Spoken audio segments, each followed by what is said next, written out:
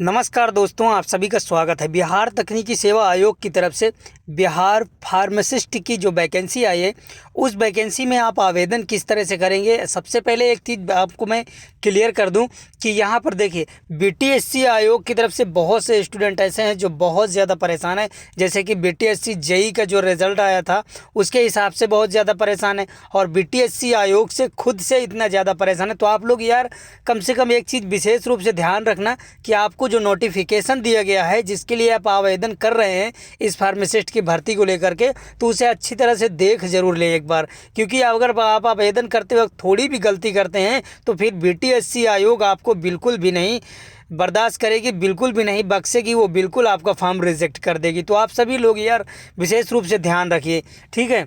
यहाँ पर आपको बता दें कि स्वास्थ्य विभाग में आप देख सकते हैं, यहाँ पर बिहार पटना के अंतर्गत फार्मासिस्ट की कुल 1539 रिक्त पदों को नियुक्त हो। सामान्य प्रशासन विभाग पटना के प्राप्तांक 9003 दिनांक 30/9/2020 के द्वारा प्राप्त अध्याचन के आलोक में सुयोग्य उम्मीदवारों की विहित प्रपत्र से आयोग की वेबसाइट पर आपको दी गई है, एवं यहाँ पर परीक्षा.nic.in पर दिनांक 5/4/2023 से 4/5/2023 तक ऑनलाइन आवेदन आमंत्रित किए जाते हैं। आपको डेट क्लियर पता हो गई कि 4/5/2023 तक लास्ट डेट है, लेकिन अध्याची विभाग द्वारा उपलब्ध कराए गए रोस्टर के अनुसार फार्मासिस्ट हेतु पदों में कोटिवार विवरण, वेतनमान, शैक्षणिक योग्यता निम्नलिखित रूप से आपको नीचे दिया गया है। देखिए, आप लोग विशेष रूप से ध्यान रखिए कि आपको 5200 से आपको लास्ट आपकी जो ड्यूटी होगी, जो लास्ट आपकी यहाँ पर ड्यूटी का टाइम होगा, उस हिसाब से लास्ट यूनिट तक आपको 20,200 रुपये ग्रेड पे के 2800 तथा आपको 7वें पुनरीक्षित वेतन के हिसाब से आपको दिया जाएगा, ठीक है। यहाँ पर आपको इंटरमीडिएट 10+2 उत्तीर्ण होना चाहिए। सरकार द्वारा मान्यता प्राप्त डिप्लोमा में फार्मेसी कोर्स का आपके पास कोई ना कोई सर्टिफिकेट जरूर होना चाहिए, तभी आप लोग आवेदन कीजिए, अन्यथा आप लोग व्यर्थ में आवेदन नहीं कीजिए, सीधी सी बात है, ठीक है।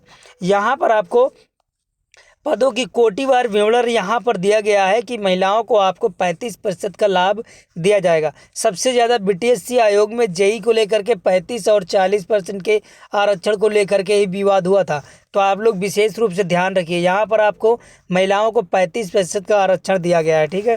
अब इसके अलावा स्वास्थ्य विभाग में 561, अनारक्षी में 132 आपको आर्थिक रूप से कमजोर वर्ग के ईडब्ल्यूएस में, और अनुसूचित जाति में 321 पद, यहाँ पर अनुसूचित जाति में 22 पद, और इसी तरह यहाँ पर अत्यंत पिछड़ा वर्ग में आपको 333, और यहाँ पर पिछड़ा वर्ग में 105, और पिछड़े वर्ग की महिला के लिए यहाँ पर 65 पोस्ट अलग से दी गई है, ठीक है।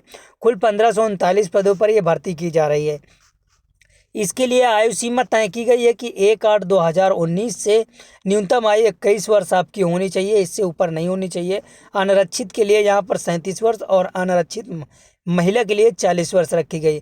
पिछड़ा वर्ग के लिए 40 वर्ष, और यहाँ पर अनुसूचित जाति, अनुसूचित जनजाति, पुरुष और महिला दोनों के लिए 42 वर्ष की उम्र यहाँ पर रखी गई है, जो कि आवेदन कर सकते हैं।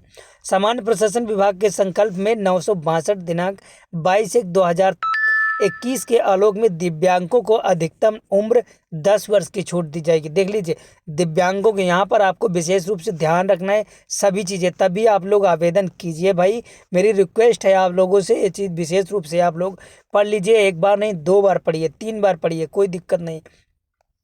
इंटरमीडिएट में आपको जो यहाँ पर अंक दिए गए हैं, चयन प्रक्रिया आपकी किस तरह होगी। यहाँ पर इंटरमीडिएट में 10+2 प्राप्तांक के अंक 30 अंक होने चाहिए।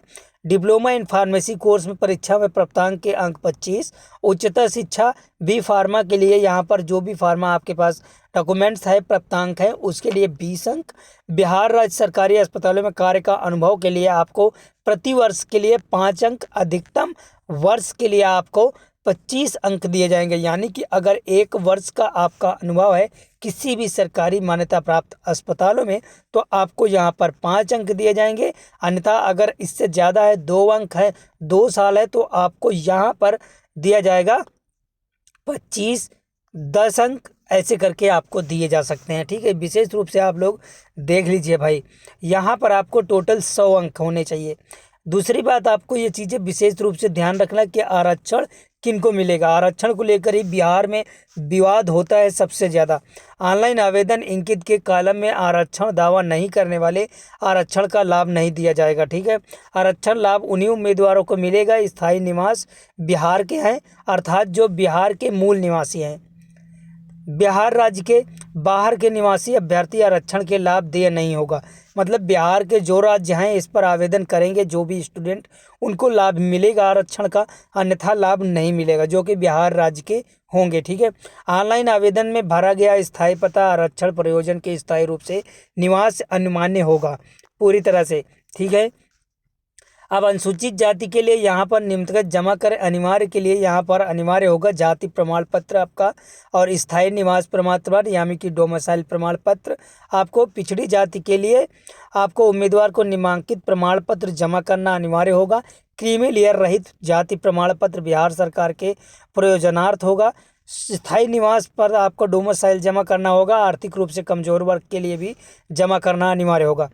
आय एवं परिसंपत्ति प्रमाण पत्र आपको निवास स्थायी डोमिसाइल। अगर कोई दिक्कत होती है तो भाई आप कमेंट्स कर सकते हो, आपको जवाब देने का पूरा कोशिश किया जाएगा। पहले तो मैं आपको क्लियर यहाँ पर पूरा संपूर्ण रूप से बता चुका हूँ कि आपको क्या करना है, क्योंकि अगर गलतियाँ आप करेंगे तो फिर आप इसका परिणाम तो जानते हैं कि BTSC क्या करेगी। फिर आपको यहाँ पर क्योंकि फर्जीवाड़ा भी बहुत ज़्यादा देखने को मिलता है कभी कभी यहाँ पर BTSC आयोग की तरफ से। ठीक है, यहाँ पर आरक्षित कोटि जो हैं यहाँ पर डिटेल्स आपको दी गई है, आप लोग ये चेक कर लीजिए। ठीक है, आवेदन आपको देखना है। अस्थायी दिव्यांग के प्रमाण पत्र निर्धारित अवधि के नवीनीकरण नहीं होने की स्थिति में प्रमाण पत्र मान्य नहीं होगा।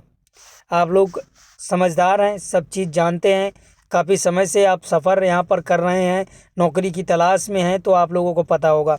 लेकिन अभी को सभी कोटि के दिव्यांग अभ्यर्थियों के लिए यहाँ पर कुछ डिटेल्स दी गई है कि आपको यहाँ पर सभी कोटि के अभ्यर्थियों को आरक्षित श्रेणी के निर्धारित परीक्षा शुल्क के चौथाई जमा करना होगा। अर्थात अनारक्षित श्रेणी के अभ्यर्थी को 200 रुपये निर्धारित है तो दिव्यांग के लिए 50 रुपये शुल्क जमा करना होगा।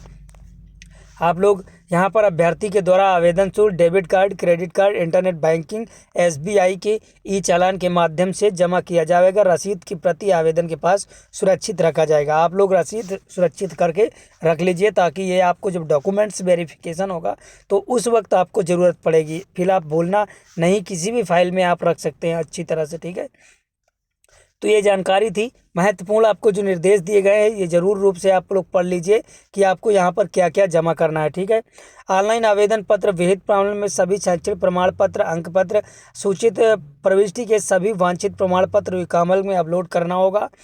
कोई भी प्रमाण पत्र अपलोड नहीं किए जाने पर अभ्यर्थी को रद्द करने की आयोग स्वतंत्र होगा पूरी तरह से।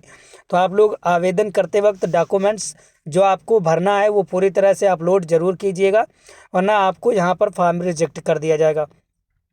विशेष रूप से आप लोग ध्यान रखिए भाई, कोई दिक्कत होती है तो आप लोग विशेष रूप से कमेंट्स कीजिए। चैनल को सब्सक्राइब जरूर कर लीजिए क्योंकि अपडेट्स जब भी आएगा आपको नोटिफिकेशन के माध्यम से मिलता रहेगा आसानी से।